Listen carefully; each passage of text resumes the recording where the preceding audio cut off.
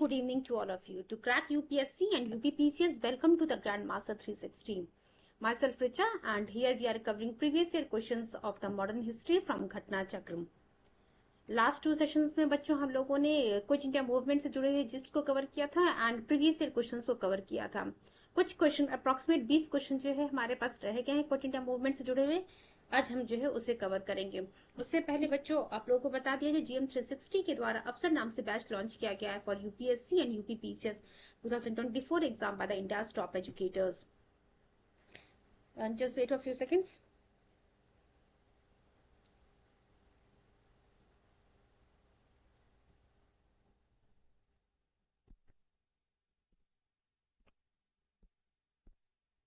Fine.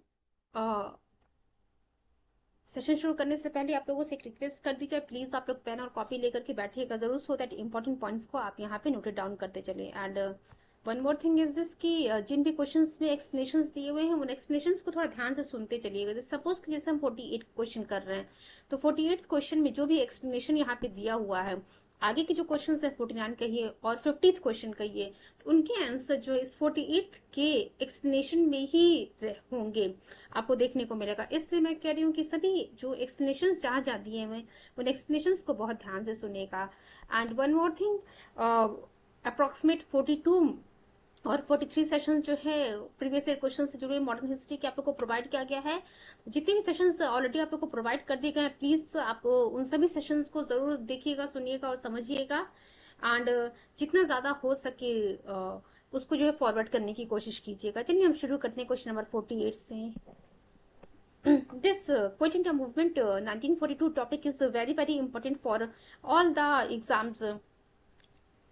चलिए question देखते हैं क्या लिखा हुआ बच्चों। Who among the following leaders had secretly escaped from the jail and organise underground activities during the quit India movement. तो देखिए बच्चों क्या कह रहा कि इनमें से कौन जो है कौन से लीडर के द्वारा जो है वो he secretly escaped from the jail और उसके बाद जो है इन्होंने अंडरग्राउंड एक्टिविटीज जो है शुरू किया। तो हम लोगों ने जेपी नारायण, जयप्रकाश नारायण जी के बारे में पढ़ा था बच्चों। Popular leader Jayaprakash Narayan was kept under arrest in Hazaribagh jail during the quit India movement. देखिए मैंने आप लोग को ये भी बोला था कि यहाँ से भी क्वेश्चन पूछता है कि जयप्रकाश नारायण जी को जब क्विट इंडिया मूवमेंट के समय अरेस्ट किया जाता तो उन्हें कहाँ कौन से जेल में रखा जाता है, तो उन्हें बच्चों हजारीबाग जेल में रखा जाता है। ही escaped from the high security prison and organized the underground activities. Fine. चलिए क्वेश्चन नंबर 49 की तरफ हम मूव करते हैं, देखते हैं क्या लिखा है। Where was Shri Yogendra Shukla brought on the 7th December 1942। तो आप देख सकते हैं क्या पूछ रहा है कि श्री योगेंद्र शुक्ला जी जो है वे he brought on the 7th of December 1942। तो यहाँ पे बच्चों इसका सही आंसर होगा पटना। बीपीएससी के लिए मेन ये क्वेश्चन है, तो बिहार पीसीएस के लिए जो भी बच्चे पढ़ रहे होंगे वो बच्चे जरूर इस क्वेश्चन पे फोकस करेंगे। 9th of November 1942 Yogendra Shukla along with Jayaprakash Narayan escaped from the Hazaribagh jail but was arrested at the Muzaffarpur and sent to Patna. चलिए क्वेश्चन नंबर 50 की तरफ हम देखते हैं क्या लिखा हुआ है। जस्ट वेट, चलिए देखते हैं क्या लिखा हुआ। Who was the wife of the mister Jagat Narayan लाल। तो देखिए क्या कह रहा है कि जगत नारायण लाल जी की जो है वाइफ कौन थी। तो जगत नारायण लाल की वाइफ बच्चों मिसेस राम प्यारी थी। ध्यान रखिएगा ये बहुत ही आप कह सकते हैं बहुत ज्यादा इम्पोर्टेंट नहीं है, बट हाँ एग्जाम में आया हुआ है, स्टेट पीसेस में, बिहार के स्टेट पीसेस में आया हुआ है। तो बीपीएससी में तो रिपीट हो सकता है, हो सकता हो कि यूपी पीसेस में भी जो इस क्वेश्चन को कॉपी कर दिया जाए। वेरियस टाइम जो है बिहार के क्वेश्चन जो है यूपी पीसीएस में आए हुए हैं और यूपीएससी और यूपी पीसीएस के क्वेश्चन जो है बीपीएससी में आए हुए हैं। चलिए इसके आंसर को देखते हैं। During the quit India movement Ram Pyari Devi wife of the mister Jagat Narayan Lal address the assembly in Bankipur and called people to quit government job. तो देख सकते हैं आप यहाँ से, तो अभी आप लोगों से क्वेश्चन पूछा कि मिस्टर जगत नारायण लाल की वाइफ कौन थी, तो आपने आंसर बता दिया। बहुत सारे बच्चों ने इसका आंसर भी बता दिया होगा कि राम प्यारी, मिसेस राम प्यारी है। बट एक क्वेश्चन और ये भी पूछ सकता है कि ये जो वाइफ थी मिस्टर जगत नारायण लाल की, इन्होंने जो है कौन से असेंबली, कहाँ के असेंबली को जो है एड्रेस किया था और जनता से जो है गवर्नमेंट जॉब को छोड़ने के लिए आग्रह किया था। तो बंकीपुर, असेंबली इन द बंकीपुर को इन्होंने एड्रेस किया था and called people to quit government jobs. Fine. चलिए क्वेश्चन नंबर 51 की तरफ हम मूव करते देखते हैं क्या लिखा हुआ है। Quit India movement succeed in awakening and encouraging people. क्या जो ये भारत छोड़ो आंदोलन था ये सक्सेसफुल हुआ था लोगों को जागरूक करने में, लोगों को करेजिंग करने में, लोगों के अंदर जो है करेज पैदा करने में। People have assimilated the slogan of do और डाई। तो देखिए एसेशन और रीजन बच्चों दोनों सही है, क्योंकि हम लोगों ने देखा भी था कि गांधी जी ने भी डू और डाई का नारा दिया था। उसके बाद जो है आप कह सकते हैं ये जो क्विट इंडिया मूवमेंट था नॉन वॉलेंट मूवमेंट नहीं रह गया था। वेरियस जब हमारे इंपॉर्टेंट लीडर्स जो है 9 अगस्त 1942 को जो है अरेस्ट कर लिए जाते हैं, उसके बाद आपको देखने को मिलेगा कि वेरियस आप कह सकते हैं एक तो ये आप हम ये नहीं कहेंगे कि गांधी जी के नेतृत्व में ये आंदोलन चल रहा था या फिर जो किसी पर्टिकुलर लीडर के नेतृत्व में ये आंदोलन चल रहा था। हमारे हाई लेवल के लीडर्स को तो है जेल में बंद कर दिया गया था। ये जो है आप कह सकते हैं आंदोलन बिना नेता के बिना लीडर के नेतृत्व में ही ये आंदोलन चल रहा था। चलिए एक्सप्लेनेशन देखते हैं क्या लिखा हुआ है। On 8th of August 1942, Gandhi gave the call for Quit India movement, यानी कि भारत छोड़ो आंदोलन। तो देखिए क्या लिखा है, 8 अगस्त 1942 को गांधी जी ने जो है हम लोगों ने पहले ही पढ़ रखा है क्विट इंडिया मूवमेंट के लिए जो है कहा। Soon after the arrest of Gandhi ji, उसके बाद जल्दी ही जो है गांधी जी को अरेस्ट कर लिया जाता है। और जैसे ही गांधी जी को अरेस्ट कर लिया था आपको देखने को मिलेगा बहुत जगह जो है राइट होना शुरू हो जाता है। Rioting broke out immediately throughout the country and many violent demonstrations took place. Quit India became the most powerful movement in the freedom struggle. जब हम 1942 के इस भारत छोड़ो आंदोलन की बात करते हैं, एक बहुत ही आप कह सकते हैं इंपॉर्टेंट और पावरफुल मूवमेंट था जब हम देश को आजाद करा थे। Thousands of freedom fighters were arrested. हमने आपको बताया कि हाई लेवल के जितने भी हमारे इंपॉर्टेंट लीडर्स थे बच्चों सबको अरेस्ट कर लिया गया था। He called on all the congressmen and Indians to maintain discipline as non-violence or do or die and do or die to achieve the ultimate freedom। देखिए यहाँ पे भले ही कहा जा रहा है कि डिसिप्लिन को मेंटेन करना through the non violence, but हम लोगों ने देखा था कि बहुत सारी जगह पे जो है रेलवे पोस्ट ऑफिसेज और आप कह सकते हैं पुलिस स्टेशन इन सभी को जो है नुकसान पहुंचाया गया था। तो ये जो है आंदोलन हमारा अहिंसक ना होकर के हिंसक रूप ले चुका था। Thus, the Quit India movement succeeded in awakening and encouraging people assimilated the slogan do or die। Fine। उम्मीद करते हैं कि जितने भी सेशंस हम लोगों ने किए हैं बहुत ही अच्छे से एक्सप्लेन करने की मैं आप लोगों को कोशिश कर रही हूँ। बहुत ज्यादा हार्ड वर्क करना पड़ रहा, तो आप लोगों से भी मैं यही उम्मीद करूंगी कि आप अपने एग्जाम को क्लियर करने के लिए हार्ड वर्क कीजिए। एंड आप कह सकते हैं कि जस्ट वेट एंड जैसा कि मैं हमेशा कहती हूँ कि पढ़ो ऐसे कि पढ़ा सको और एग्जाम को क्लियर कर सको। चलिए क्वेश्चन नंबर 52 की तरफ हम देखते हैं। Two statements are given below, one is assertion और दूसरा जो है हमारा रीजन है।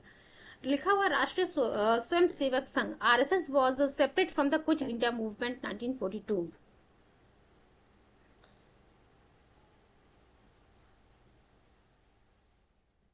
वेट बच्चों,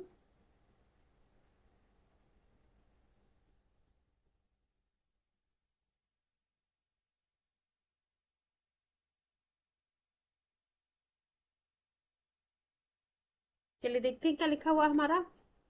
पहला पॉइंट लिखा कि RSS was separate from the quit India movement in 1942। It is thought that the freedom of India will be delayed due to this movement. क्या ऐसा कारण था? तो बच्चों जो पहला पॉइंट लिखा हुआ है हम लोगों ने शुरू में पढ़ा था आरएसएस के बारे में कि राष्ट्रीय स्वयं सेवक संघ ने जो है क्विट इंडिया मूवमेंट में हिस्सा नहीं लिया था। बट ये जो रीजन लिखा हुआ है ना कि it thought that freedom of the India will be delayed due to this movement, ये स्टेटमेंट गलत है। चलिए इसके एक बार हम देखते हैं क्या क्या ऑप्शन दिया हमारे सामने। एसेशन एंड रीजन ये दोनों इंडिविजुअली ट्रू हैं और रीजन इसका करेक्ट एक्सप्लेनेशन है। तो ये तो हमारा बच्चों गलत है, क्योंकि हमारे यहाँ पे सिर्फ हमारे पास जो ऑप्शन लिखा हुआ है सिर्फ एसेशन ही करेक्ट है और रीजन हमारा गलत लिखा हुआ है। चलिए देखते हैं क्या लिखा हुआ। बी वाला जो है ए, देखते हैं कहाँ पे जो है हमारा ए इज ट्रू लिखा है और आर इज फॉल्स लिखा हुआ है। A is true but R is false, C option हमारा करेक्ट है। देखिए assertion is true but reason R is false. RSS was isolated from the quit India movement 1942। और हम लोग देखेंगे कि 1940 हम लोगों ने पहले भी पढ़ा था कि 1940 से लेकर के end of the colonial power, but RSS ने जो है नेशनल मूवमेंट में 1947 तक बच्चों आरएसएस ने किसी भी राष्ट्रीय आंदोलन में हिस्सा नहीं लिया था। क्वेश्चन 53 की तरफ हम मूव करते हैं। एसेशन लिखा हुआ as a result of quit India movement British and Muslim came closer to each other and due to the similar hated against the Congress. उसके बाद देखिए बच्चों क्या लिखा हुआ है, जिन्ना had worked to as a staunch ally of the British government and asked the Muslims to stay away from the Congress movement in 1942। तो बच्चों ए और आर बोथ ट्रू हैं, और इवन आप कह सकते हैं रीजन जो है करेक्ट एक्सप्लेनेशन है एसेशन का। जब हम भारत छोड़ो आंदोलन हमारा चल रहा था तो कांग्रेस से आप कह, ब्रिटिशर्स तो पहले कांग्रेस से नफरत कर रहे थे क्योंकि कांग्रेस जो उनके ऊपर जो है आप कह सकते हैं प्रेशर बना रही थी भारत को छोड़ने का। और जब हम मुस्लिम्स की, भारतीय मुस्लिम्स की बात करेंगे तो आप सभी लोग को पता है कि क्योंकि सेपरेट स्टेट, सेपरेट मुस्लिम नेशन की डिमांड की जा रही थी, इसी कारण आपको देखने को मिलेगा कि ये मुस्लिम्स भी जो है, मुस्लिम्स आप कह सकते ब्रिटिशर्स के क्लोज आ गए थे। क्यों? क्योंकि दोनों जो है कांग्रेस के खिलाफ थे। जब हम रीजन लिखा हुआ है, Jinnah had worked as a strong ally of British government and asked the Muslims to stay away from the Congress movement of 1942। तो बच्चों ये भी सही है, जिन्ना मोहम्मद अली जिन्ना जो है ब्रिटिश गवर्नमेंट के स्ट्रॉन्ग सपोर्टर बन गए थे और भारतीय मुसलमानों से कहा था कि इंडियन नेशनल कांग्रेस का ये जो आंदोलन चल रहा 1942 का उससे जो है दूर रहे। तो ए एंड आर ये हमारा दोनों ट्रू है और R is the correct explanation of the assertion. चलिए इसके एक्सप्लेनेशन को हम देख लेते हैं। ध्यान रखिएगा बच्चों, ये जो कोड लिखा हुआ है ना ABCD करके, इसको जब भी आप एग्जाम सेंटर पे बैठिएगा, आपके पास पेपर आएगा तो थोड़ा ध्यान से पढ़ेगा। कभी कभी क्या करता है कि जैसे सी और डी ऑप्शन आपके सामने लिखा हुआ, तो सी और डी इसको जो है यहाँ पे ए की जगह रख देगा और बी की जगह जो है डी रख देगा, एंड इसी प्रकार से ए और बी वाले ऑप्शन को जो है नीचे कर देता है। तो बच्चों को ज्यादातर माइंड में रहता है कि हाँ ए वाले ऑप्शन में ए और आर लिखा होगा ट्रू है और आर जो है करेक्ट एक्सप्लेनेशन है सेशन का। तो इस चीज को, ऑप्शन को थोड़ा ध्यान से पढ़ करके आप लोग पढ़ करके आंसर को मार्क कीजिएगा। देखते हैं एक्सप्लेनेशन क्या लिखा है। Assertion and reason both are individually true. R is the correct explanation of accession. Muslim League had condemned the movement in the leadership of the Jinnah.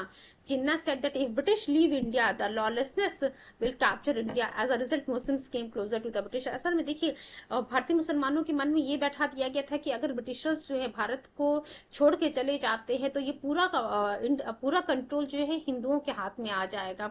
तो हिंदू मेजॉरिटी जो है वो मुस्लिम्स के साथ अच्छा नहीं करेगी। यही सब चीजें जो है भारतीय मुसलमानों के दिमाग में भर दिया गया था और उनसे जो है सेपरेट नेशन की डिमांड करवाई जा रही थी। चलिए क्वेश्चन नंबर 54 की हम बात करते हैं। During the freedom struggle Aruna Ashraf Ali was a major women organiser underground activities.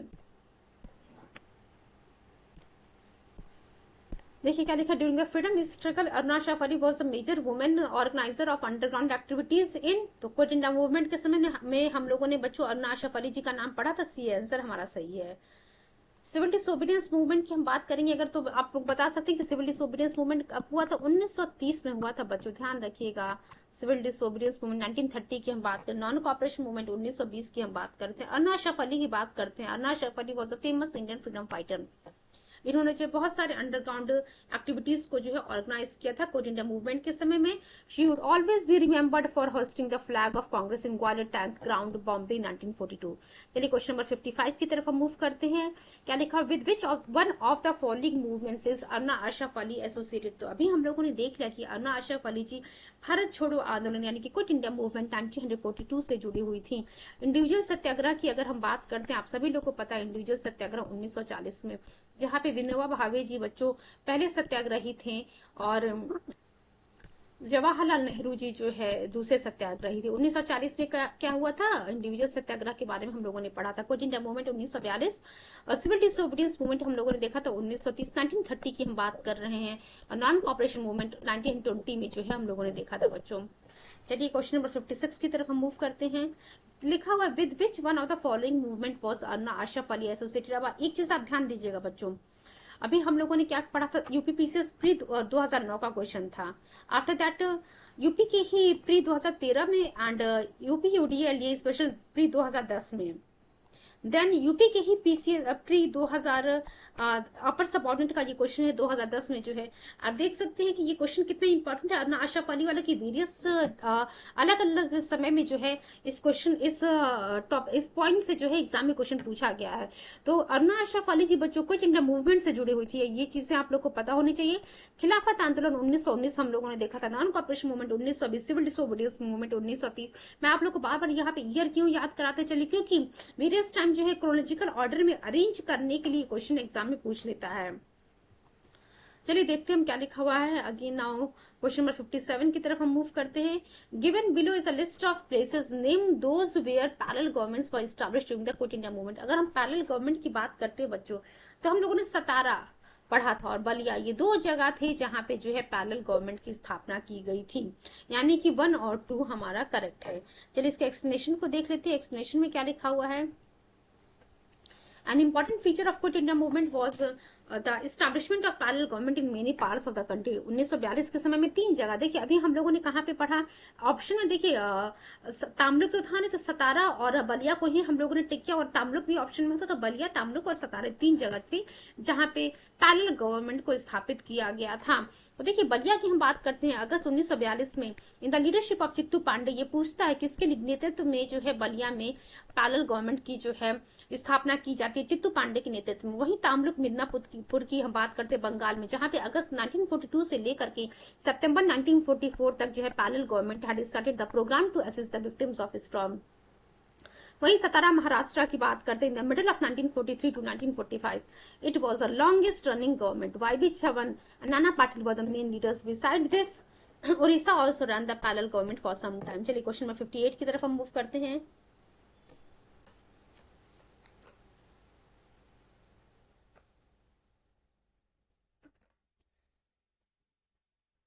Question number 58 की तरफ हम देखते हैं, in which of the following years Jatiya Sarkar was formed in the Midnapore district of Bengal. अब देखिए क्या कह रहा है आपसे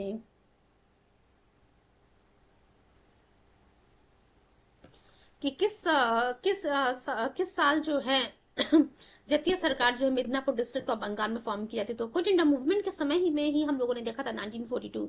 चलिए ऑप्शन देखते हैं हमारे सामने क्या क्या रखा हुआ है।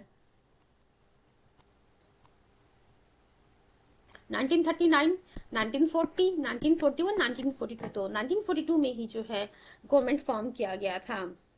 चलिए क्वेश्चन नंबर 59 में देखते हैं क्या लिखा है। In which of the following district of Uttar Pradesh parallel government was established in the quit India movement.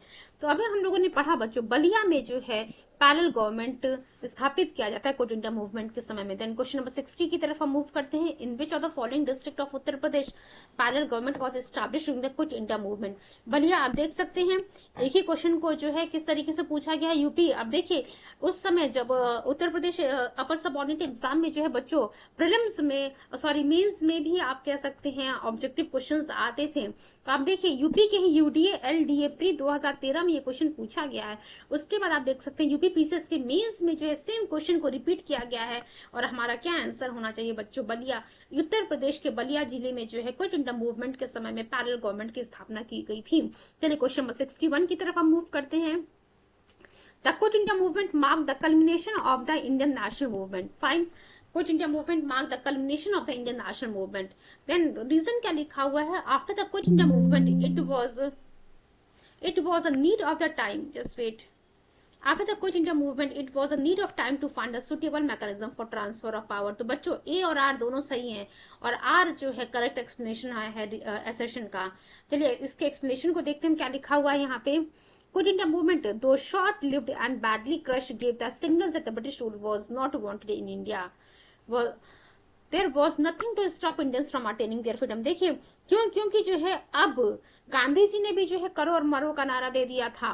उसके बाद जो नॉन वॉलेंट की बात की जा रही थी, अब मैक्सिमम जो चीजें यहाँ पे अडॉप्ट की जा रही थी वो वॉलेंस के साथ जो है चीजों को किया जा रहा था। The science of the firm determination of the people to free India from the British has in the British decision to quit. चलिए क्वेश्चन नंबर 62 की तरफ हम मूव करते हैं, देखते हैं क्या लिखा हुआ है हमारे सामने। यूपीएससी 2010 का ये क्वेश्चन है।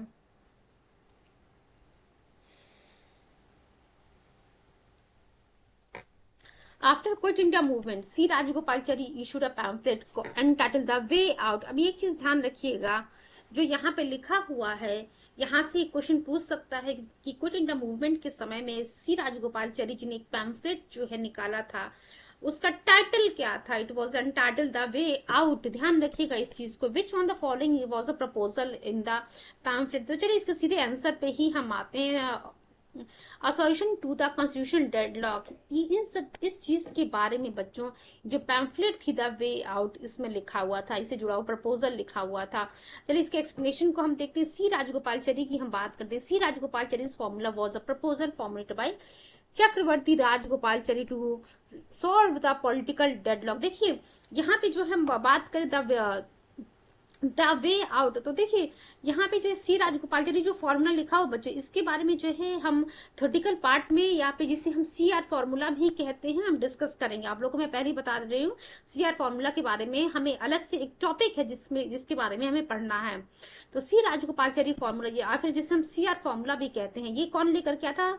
चक्रवर्ती राजगोपालचारी, या फिर जिसने हम सी राजगोपालचारी जी कहते हैं, सी राजगोपालचारी कहते हैं, इन्हीं के द्वारा ये फॉर्मूला लेकर के आया जाता है। किस लिए लेकर के आते हैं? ताकि जो कॉन्स्टिट्यूशनल डेडलॉक जो हुआ है उसे ब्रेक किया जा सके, to solve the political deadlock between INC and the All India Muslim League on independence of India from the British. किस प्रकार से जो है, अब देखिए ये किसके किसके बीच में पॉलिटिकल डेडलॉक को सॉल्व करने के लिए लाया गया था? इंडियन नेशनल कांग्रेस और ऑल इंडिया मुस्लिम लीग के बीच में, ताकि जो है हम ब्रिटिशर्स से अपने देश को आजाद करा सकें। Rajagopalachari devised a proposal in 1944 called the way out for Congress to offer the league the Muslim Pakistan based on the plebiscite the direct vote of all the members of the। देखिए ध्यान रखिएगा plebiscite पे जो ये offer जो इसमें formula में mention किया गया था, कहा गया था कि मुस्लिम के लिए जो पाकिस्तान होगा वो किस पे बेस होगा? प्लेबिसाइट पे बेस होगा। The formula was opposed even by the Congress, Jinnah also rejected the proposal and talks failed. ठीक है, चलिए क्वेश्चन नंबर 63 हम देखते। देखिए CR फॉर्मूला की हम बात कर रहे थे आगे की, अभी मैं सी राजगोपालचारी फॉर्मूला लिखा हुआ था, तो ध्यान रखिएगा CR formula. Who prepared CR formula? तो सी राजगोपालचारी जी के द्वारा ही इसी फॉर्मूला CR फॉर्मूला को प्रिपेयर किया गया था, ताकि जो है पॉलिटिकल डेडलॉक को रिमूव किया जा सके between the Muslim league and the Indian national Congress. तो देखिए बच्चों, क्विट इंडिया मूवमेंट से जुड़े हुए 63 क्वेश्चन हम लोगों ने कर लिए एंड जिस्ट भी पढ़ा था, बहुत ही अच्छे से चीजों को कवर कर लिया। एटलीस्ट प्रीलिम्स के तो जितने भी इंपॉर्टेंट पॉइंट्स थे उन सभी पॉइंट्स को हम लोगों ने डिस्कस कर लिया है। अब हम नया टॉपिक डिस्कस करेंगे यहाँ पे, सुभाष चंद्र बोस एंड आजाद हिंद फौज। आजाद हिंद फौज, इससे जुड़ा हुआ बहुत सारा क्वेश्चन एग्जाम में आता है। सुभाष चंद्र बोस जी से बच्चों जो हरिपुरा सेशन था 1938 वाला, और जो त्रिपुरी क्राइसिस हुआ था 1939 में, वहां से जो है एग्जाम सीधे सीधे पूछता है, एग्जाम में सीधे से क्वेश्चन पूछता है कि ये भी आपसे पूछ सकता है कौन से वो 2 कंसेक्यूटिव ईयर्स थे जहाँ पे इंडियन नेशनल कांग्रेस के प्रेसिडेंट के रूप में जो है सुभाष चंद्र बोस जी को चुना जाता है, 1938 एंड 1939। अगर 1938 की हम बात करते हैं, वहां पे जो है इन्हें अनअपोज्ड इलेक्ट किया जाता है। बट जब व्हेन वी टॉक अबाउट 1939, तो यहाँ पे गांधी जी ने जो है अपने कैंडिडेट पट्टाभी सीतारमैया जी को खड़ा किया था सुभाष चंद्र बोस जी के अगेंस्ट में, बट सुभाष चंद्र बोस जी जो है बच्चों यहाँ पे जीत जाते हैं 1939 में। और सिंस गांधी जी जो है गांधी जी के कैंडिडेट पट्टाभी सीतारमैया हार जाते हैं, तो इसमें गांधी जी को ये लगता है कि ये पट्टाभी सीतारमैया की हार नहीं है, ये मेरी हार है।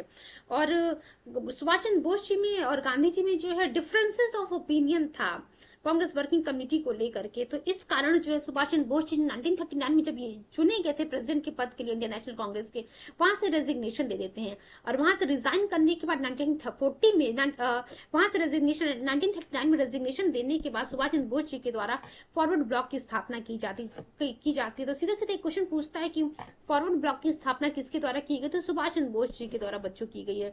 बहुत सारा पॉइंट हम लोगों ने डिस्कस कर लिया है। चलिए अब यहाँ से शुरू करते हैं आज के नए टॉपिक को, Subhash Chandra Bose and Azad Hind Fauj. Please give me few seconds.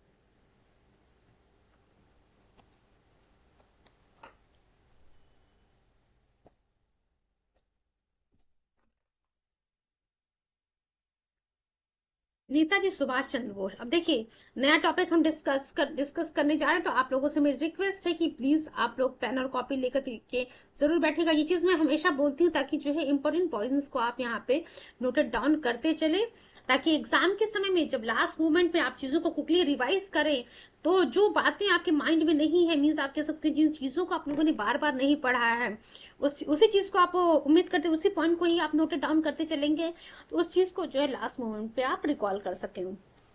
चलिए अब यहाँ पे जो जो पॉइंट्स लिखे हुए कि सुभाष चंद्र बोस जी का जन्म कब होता है, जस्ट वेट, सुभाष चंद्र बोस जी का जन्म कब होता है, कहाँ से इन्होंने जो ग्रेजुएशन हासिल की, कब जो इन्होंने इंडियन सिविल सर्विसेज का एग्जाम क्लियर किया था, किस सेशन में जो है कांग्रेस के प्रेसिडेंट के रूप में चुने गए थे, कब इन्होंने जो फॉरवर्ड ब्लॉक की स्थापना की थी, बहुत सारी चीजों को जो है बच्चों हमें डिस्कस करना है। उसके बाद आजाद हिंद फौज से कब ये जुड़े, एंड वेरियस जो फिर अडोल्फ हिटलर से कब ये मिले थे, इन सभी पॉइंट्स को हम यहाँ पर डिस्कस करेंगे।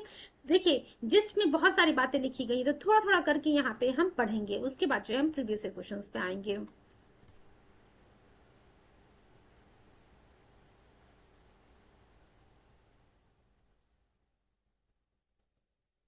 अप्रोक्सीमेट 35 क्वेश्चन है बच्चों, तो उससे पहले हम जिस पे आते हैं, चलिए Azad Hind Fauj, Subhash Chandra Bose ji and Azad Hind Fauj. Netaji Subhash Chandra Bose was born on 23 of January 1897। तो देखिए आपसे ये क्वेश्चन सीधा सीधा एग्जाम में पूछ सकता है, और कोई छोटे लेवल का एग्जाम हो या फिर वनडे एग्जाम हो तो वहां पे ये पूछ लेगा डेट आपसे कि नेताजी सुभाष चंद्र बोस जी का जन्म जो है कब होता है, तो 23 जनवरी 1897 को।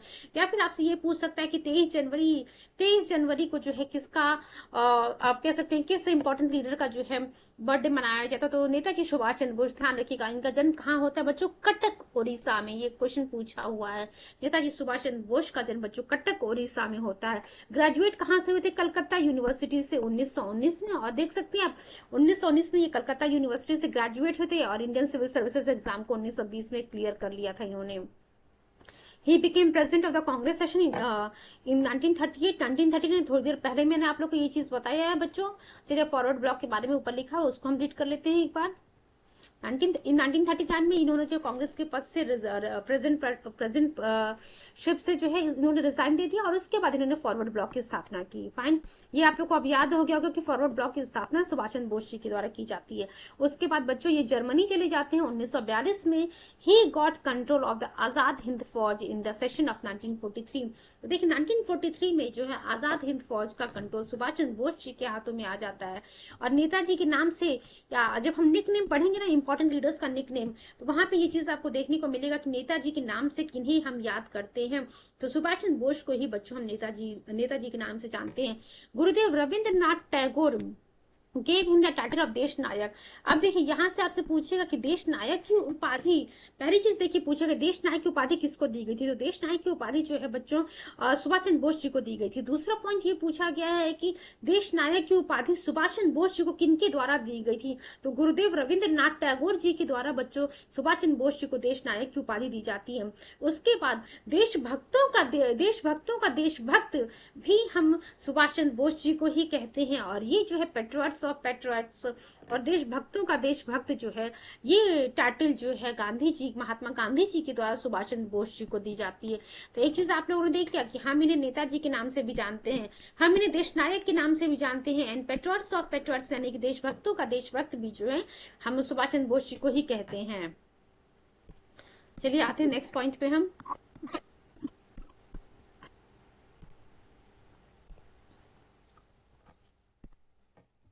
In Germany with the help of, देखिए इस पैराग्राफ तक हम पढ़ेंगे, उसके बाद जो है हम प्रीवियस क्वेश्चंस पे आएंगे। आफ्टर दैट कुछ 10 to 15 पीआई क्विज कंप्लीट करने के बाद रिमेनिंग जो जिस दिया हुआ उसको हम पढ़ेंगे। फाइन।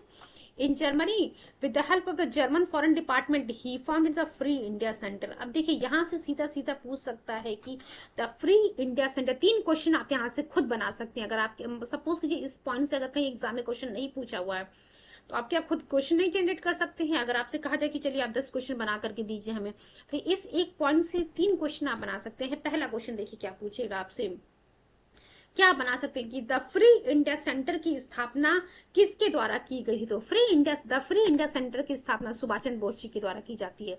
दूसरा point, the free India centre की स्थापना सुभाष चंद्र बोस जी के द्वारा कहाँ पे की जाती है, तो द फ्री इंडिया सेंटर की स्थापना बच्चों सुभाष चंद्र बोस जी के द्वारा जर्मनी में की जाती है। तीसरा क्वेश्चन, जर्मनी में किसके मदद से, जर्मनी में जर्मन फॉरेन डिपार्टमेंट की मदद से सुभाष चंद्र बोस जी ने किस सेंटर की स्थापना की थी, द फ्री इंडिया सेंटर की स्थापना की थी। अब आप देख सकते हैं कि एक पॉइंट से सिर्फ एक, आप कह सकते हैं ये द फ्री इंडिया सेंटर से जो है आपने 3 क्वेश्चन बना लिया। अब ये द फ्री इंडिया सेंटर बन तो गया, आखिर यहाँ पे काम क्या हो रहा था, काम हो रहा था जहां पे सुभाष चंद्र बोस जी प्रिंट करते थे several pamphlets for India's independence and gave many speeches. तो आप देख सकते हैं इस फ्री इंडिया सेंटर में सुभाष चंद्र बोस जी के द्वारा पैम्फलेट्स को प्रिंट किया जाता था, और वहां पे जो है ये बहुत सारी स्पीचेस देते थे। At the end of 1941 German dictator Adolf Hitler gave affiliation to the exiled Azad Hind government and allowed Subhash Chandra Bose to consolidate an army to fight for India's freedom. तो आप देख सकते हैं कि Adolf Hitler, German का जो dictator था, German dictator Hitler, इसने भी जो है आजाद हिंद गवर्नमेंट को जो आप कह सकते हैं एफिलिएशन दे दिया, और इसने भी कहा कि ठीक है, सुभाष चंद्र बोस को परमिशन दे दिया कि आप जो है अपनी आर्मी तैयार कीजिए, consolidate an army to fight for India's freedom. आप देख सकते हैं सुभाष चंद्र बोस जी भारत से निकल करके जर्मनी पहुंचते हैं, हिटलर की मदद ले लेते हैं। In the year 1942, Subhash Chandra Bose recruited 10,000 Indian war prisoners from the German General Erwin Rommel of North America and formed an army of 10,000 soldiers. This was called the Free Indian Legion. तो आप देख सकते हैं कि अब यहाँ से भी क्वेश्चन पूछ सकता है आपसे कि द फ्री इंडियन लीजन किसके द्वारा स्थापित किया गया था? तो सुभाष चंद्र बोस जी के द्वारा किया गया था। आखिर द फ्री इंडियन लीजन था क्या?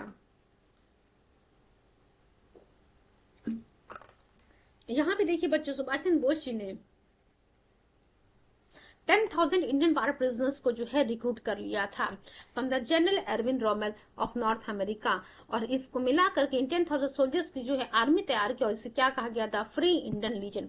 चलिए यहाँ तक हम लोगों ने पढ़ लिया, अब हम आते हैं अपने क्वेश्चन आंसर पे। उसके बाद हम जो है ये जो आजाद हिंद फौज के जो फाउंडर रहे कैप्टन मोहन सिंह से भी बहुत इंपॉर्टेंट क्वेश्चन पूछे गए हैं, उसके बाद हम ये पॉइंट देखेंगे।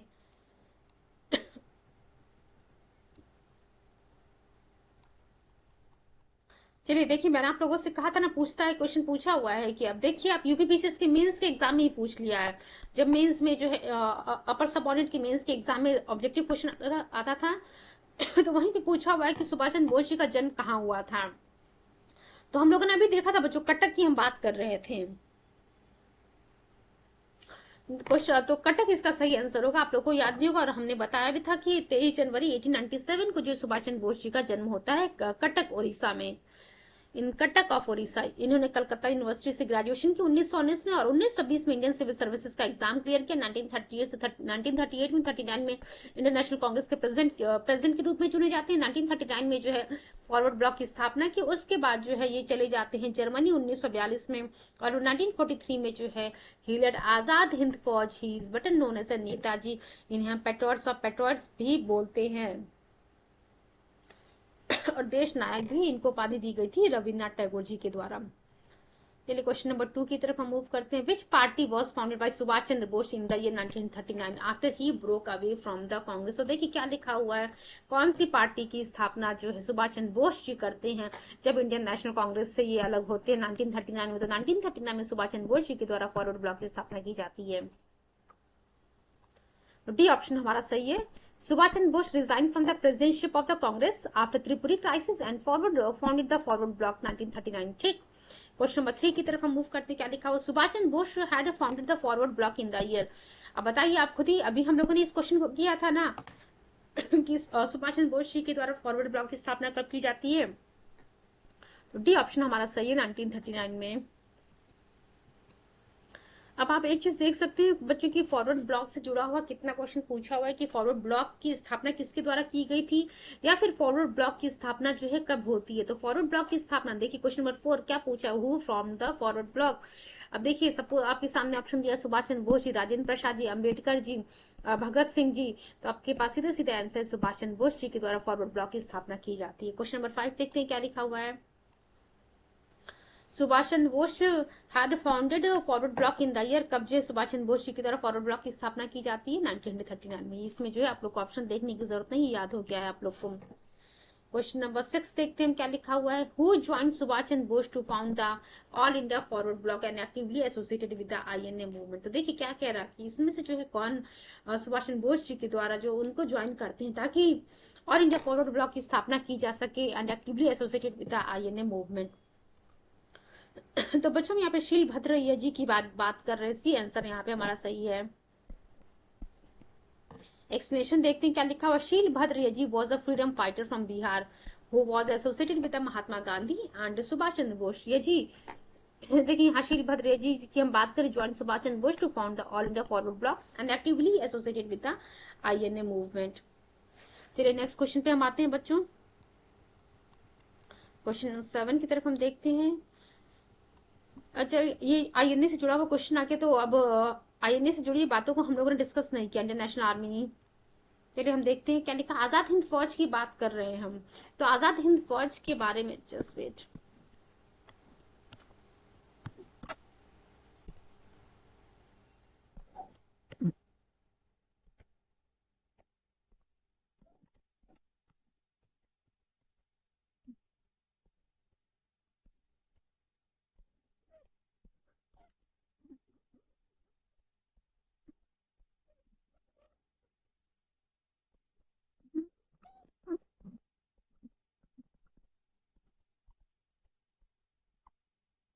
चलिए हम आते हैं अपने पॉइंट पे।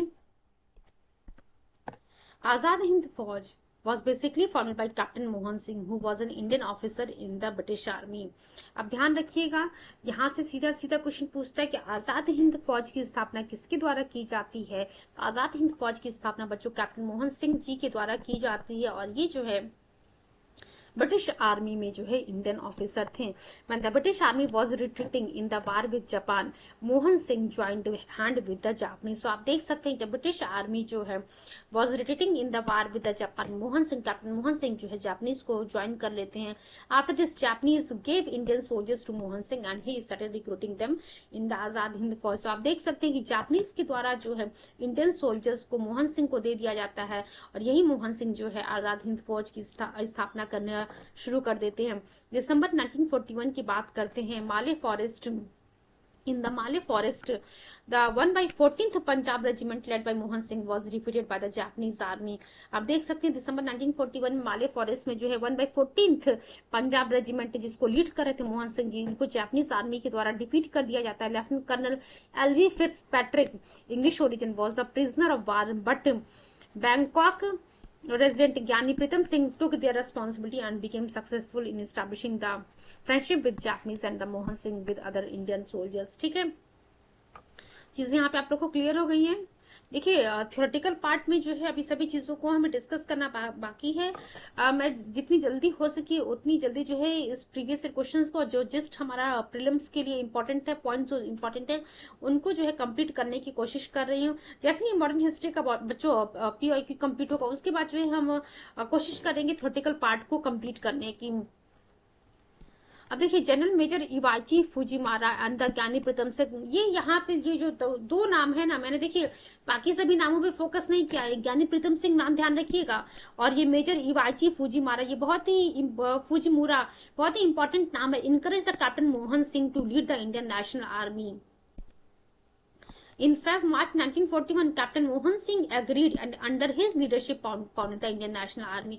तो फरवरी मार्च 1941 में जो है कैप्टन मोहन सिंह जो है अपने नेतृत्व में इंडियन नेशनल आर्मी की स्थापना करते हैं, जिसमें इन्होंने डिफीटेड, जहां पे जो डिफीटेड इंडियन सोल्जर्स थे ब्रिटिश आर्मी के, जिन्हें जो है माला who went on the Malay expedition were recruited, इनको रिक्रूट कर लेते हैं। ध्यान रखिएगा कैप्टन में जापानीज मेजर इवाजी फुजीमारा और ज्ञानी प्रीतम सिंह, इन दोनों नामों को। देन मूव करते हैं नेक्स्ट पॉइंट की तरफ। जो इंपॉर्टेंट पॉइंट्स है बच्चों वही बताते चलिए मैं आप लोग को। Mohan Singh did the brave task of providing leadership to it. और देखिए ये आजाद हिंद फौज जो कैप्टन मोहन सिंह का नाम जुड़ा हुआ है, बहुत सारा इसमें जो है थ्योरेटिकल पार्ट हमें यहाँ पे, क्योंकि हम PYQs करते हैं यहाँ पे थ्योरेटिकल पार्ट बहुत ज्यादा नहीं पढ़ पाएंगे, हम इंपॉर्टेंट पॉइंट्स को डिस्कस करें। First division of the Azad Hind फौज was constituted officially in the September 1942। तो आपसे यहाँ पे सीधे सीधा पूछ रहा था कि जो पहला डिवीजन था आजाद हिंद फौज का, उसको कब कंस्टिट्यूट किया गया था ऑफिशियली, तो सितंबर 1942 में कंस्टिट्यूट किया गया था, और इसके पहले कमांडर बनते हैं बच्चों कैप्टन मोहन सिंह। 4 जुलाई 1943 की बात करते हैं। Raj Bihari Bose gave the command, Raj Bihari Bose gave the command of the INA to the Subhash Chandra Bose. अब यहाँ से सीधा क्वेश्चन पूछा हुआ कि कब जो है राज बिहारी बोस के द्वारा इंडियन नेशनल आर्मी की जो है कमांड सुभाष चंद्र बोस जी को दे दी जाती है, तो 4 जुलाई 1943 को दे दी जाती है। 21 अक्टूबर 1943 की हम बात करेंगे। सुभाष चंद्र बोस ने स्टैब्लिश किया टेम्पररी इंडियन गवर्नमेंट, जिसे हम आजाद हिंद फौज, आजाद हिंद गवर्नमेंट कहते हैं। कहाँ पे? सिंगापुर में। तो आजाद हिंद गवर्नमेंट जो है सुभाष चंद्र बोस जी के द्वारा 21 अक्टूबर 1943 को कहाँ पे फॉर्म किया जाता है? सिंगापुर में। आजाद हिंद फौज was constituted on 4th July 1943 in the leadership of the Netaji. Fauj was founded on the Singapore island, which was देखिए बहुत सारे डेट्स हैं, तो आपके एग्जाम पॉइंट ऑफ व्यू से ये सभी चीजें इंपॉर्टेंट नहीं हैं। चलिए हम पहले अपने क्वेश्चन पे आते हैं, वरना इसी जो थ्योरेटिकल पार्ट है उसी में हम फंसे रह जाएंगे। चलिए देखते हैं क्वेश्चन क्या लिखा था। Result of whose brain is INA and who founded it. तो कैप्टन मोहन सिंह की ही दिमाग की उपज थी ये इंडियन नेशनल आर्मी। एक्सप्लेनेशन देखते हैं हम क्या लिखा हुआ है। The Indian national army was a brainchild of the Gyani Pritam Singh Dhillon along with major Fujiwara and captain Mohan Singh. देखिए यहाँ पे ऑप्शन में हमारे सामने मोहन सिंह था, तो मोहन सिंह हम लोगों ने टिक कर दिया। फरवरी मार्च 1942 ज्ञानी Pritam Singh became actively involved in the Indian independence movement and Ghadar party.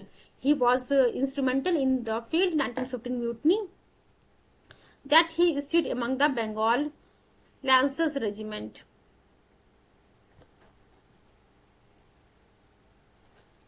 It was Gyani Pritam Singh's idea, working with the Iwachi Fujiwara, who released Indian soldiers who were asked to join the Indian National Army to fight for the Indian independence. These plans were started long before the war broke out among a group of revolutionaries based in Bangkok. Thus, Captain Mohan Singh was not the founder of INA, but was only the first optional commander. First commander हम लोगों ने देखा था INA का. He accepted the position on the Gyani ji and Iwachi Fujiwara insistence. The brains behind the INA were Iwachi Fujiwara and Gyani Pritam Singh Dhillo.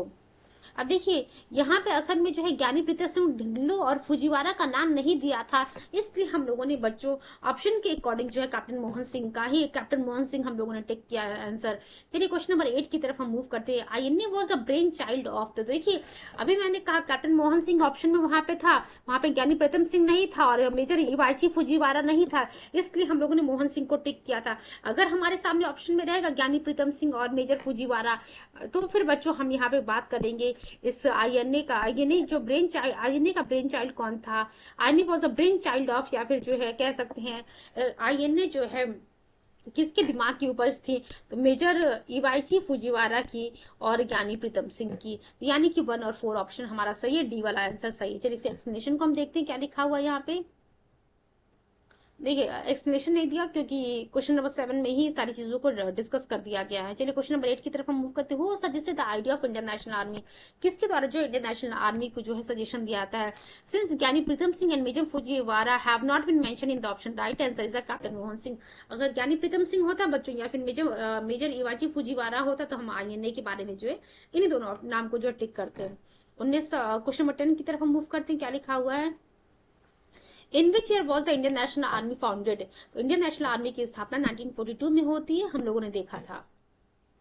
The first Indian national army, देखिए बहुत सारे चीजों को हमें discuss नहीं करना था फटाफट, क्योंकि हम कोई रिवीजन कर रहे हैं तो बहुत सारा डीपली हम स्टडी यहाँ नहीं करेंगे। ध्यान रखिएगा इंडियन नेशनल आर्मी की स्थापना जो है 1942 में होती है। 11th नंबर क्वेश्चन देखते हैं क्या लिखा था। First commander of the Azad Hind फौज, तो ये तो हम लोगों ने देखा था कि पहले जो कमांडर आजाद हिंद फौज के थे वो कौन थे? कैप्टन मोहन सिंह थे। ये ऑप्शन हमारा यहाँ पे सही है।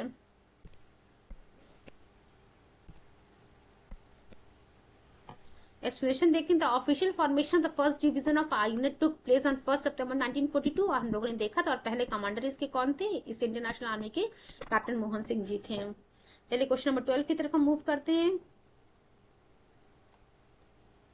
Which of the following persons was not associated with the आजाद हिंद फौज? तो देखिए जितने भी नाम लिखे हुए हैं, major general Shahnawaz Khan, colonel Prem Kumar Sehgal, colonel Shaukat Ali Malik and major Kartar Singh, ये सभी के सभी जो है बच्चों असल में आजाद हिंद फौज से जुड़े हुए थे।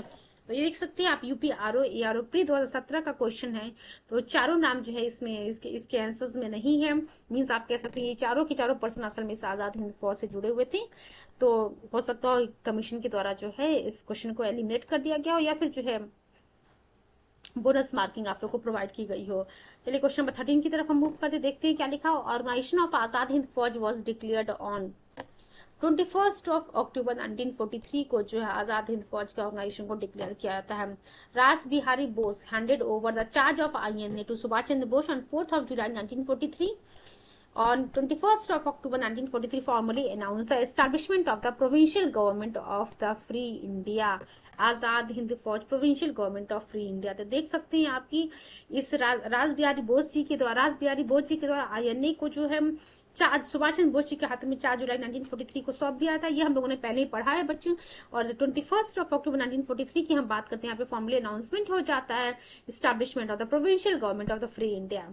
चलिए क्वेश्चन नंबर 14 की तरफ हम मूव करते हैं। देखिए इस बार टॉपिक में कहीं कहीं आपको जो है डेट्स वगैरह याद करने पड़ रहे हैं, ईयर याद करना पड़ रहा है। अब एक चीज ध्यान रखिए, देख सकते हैं आप ये टॉपिक कितना इंपॉर्टेंट है। आरओ में जो 2-3 बार क्वेश्चन पूछ चुका है।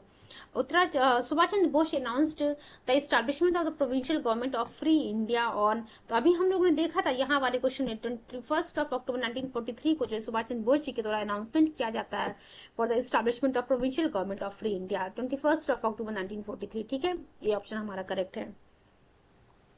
Subhash Chandra Bose, as Supreme Commander of the INA, announced the establishment of Provincial Government of Free India on 21st of October 1943.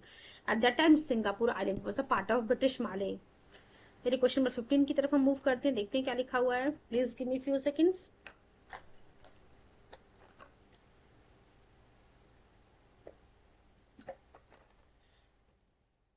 Where was Azad Hind Fauj set up इन 1943। तो आजाद हिंद फौज की स्थापना 1943 में कहाँ की जाती, तो माले में की जाती है बच्चों, Malaya. On 4th of July 1943 in Singapore, Subhash Chandra Bose named the Indian Independence League as the Indian National Army. At that time, Singapore Island was a part of British Malay. देखिए क्योंकि जो है 1943 की हम बात कर रहे हैं, तो उस समय जो देखिए सिंगापुर आइलैंड की हम बात करें तो सिंगापुर आइलैंड जो है बच्चों ब्रिटिश माले का ही हिस्सा था, इसलिए यहाँ पे हम सिंगापुर ना टिक करके मलाया टिक करेंगे, ध्यान रखिएगा। क्वेश्चन नंबर 16 की तरफ हम मूव करते हैं। Which Indian revolutionary helped Subhash Chandra Bose in the establishment of the आजाद हिंद फौज। तो देखिए क्या लिखा हुआ है, किसके द्वारा जो है आजाद हिंद फौज को स्थापित करने में सुभाष चंद्र बोस जी की मदद की गई थी, तो राज बिहारी बोस जी की बात कर रहे हैं। बी ऑप्शन हमारा यहाँ पे सही है। फिर इसके एक्सप्लेनेशन को देखते हैं बच्चों क्या लिखा हुआ है। सुभाष चंद्र बोस रीच टोक्यो इन जून 1943। अभी इस टॉपिक से जुड़ा हुआ मीन्स के लिए थ्योरेटिकल पार्ट हमें पढ़ना बाकी है। Raj Bihari Bose offered to resign from the president post of the INA. Subhash Chandra Bose was declared the supreme commander of the Azad Hind Fauj. आप देख सकते हैं कि सुभाष चंद्र बोस जी को जो सुप्रीम कमांडर जो है डिक्लेयर कर दिया जाता है आजाद हिंद फौज का।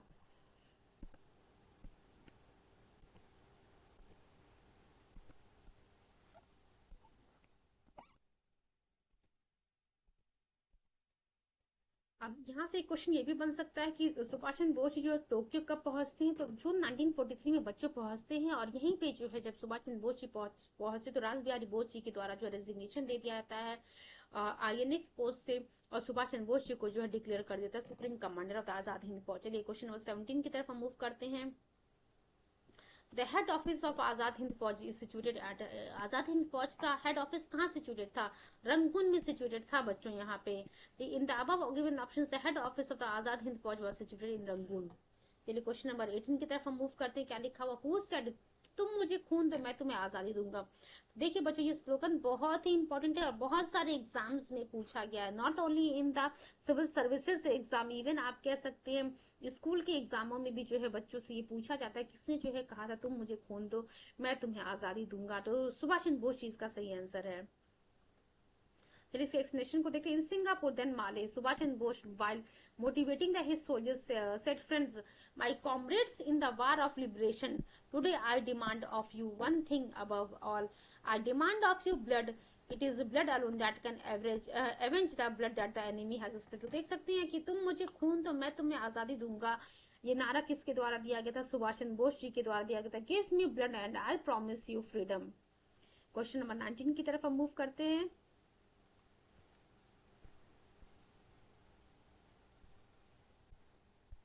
During the Indian freedom struggle, who of the following raised an army called the Free Indian Legion? तो देखिए क्या कह रहा है कि फ्रीडम स्ट्रगल के समय में जो है किसने जो है एक आर्मी शुरू की थी फ्री इंडियन लीजन के नाम से। तो हम लोगों ने पढ़ा था ना 10,000 प्रिजनर्स को जो है लेकर के जो है एक आर्मी खड़ी की जाती है सुभाष चंद्र बोस जी के द्वारा, जिसका नाम रखते हैं वो फ्री इंडियन लीजन। तो सी ऑप्शन हमारा सही है, सुभाष चंद्र बोस। एक्सप्लेनेशन देखते हैं हम क्या लिखा हुआ है। Subhash Chandra Bose reach Germany on 3 अप्रैल 1941। इन्होंने जो यहाँ पे फ्री इंडिया सेंटर की स्थापना की थी। हम लोगों ने पढ़ा था कि फ्री इंडिया सेंटर की स्थापना सुभाष चंद्र बोस जी के द्वारा जर्मनी में की जाती है with the help of German foreign minister after 6 months। German ruler Adolf Hitler approved it and permitted Subhash Chandra Bose to organize the Army of Independence for Independence War in the late 1941। Subhash Chandra Bose raised an army with 10,000 prisoners of Rommel battle in North Africa। This is known as a Free Indian Legion। एक चीज आप लोग को यहाँ पे थोड़ा सा correct करना, जो हम लोगों ने जिस पढ़ा था बच्चों,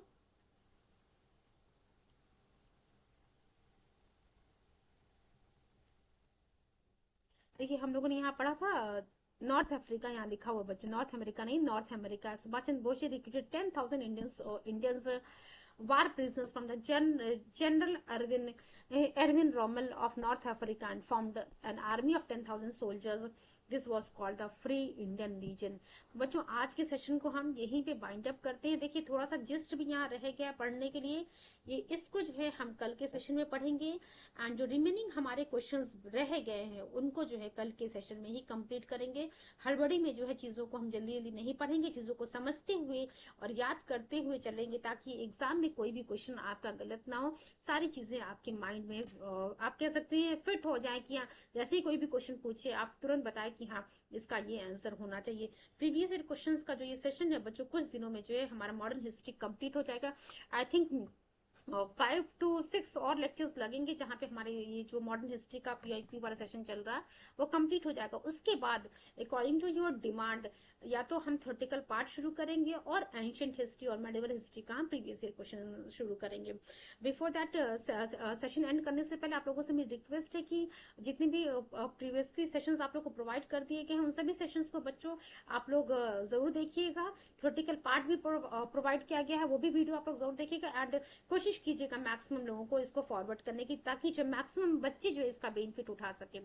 thank you so much and all the very best wishes for your coming exam.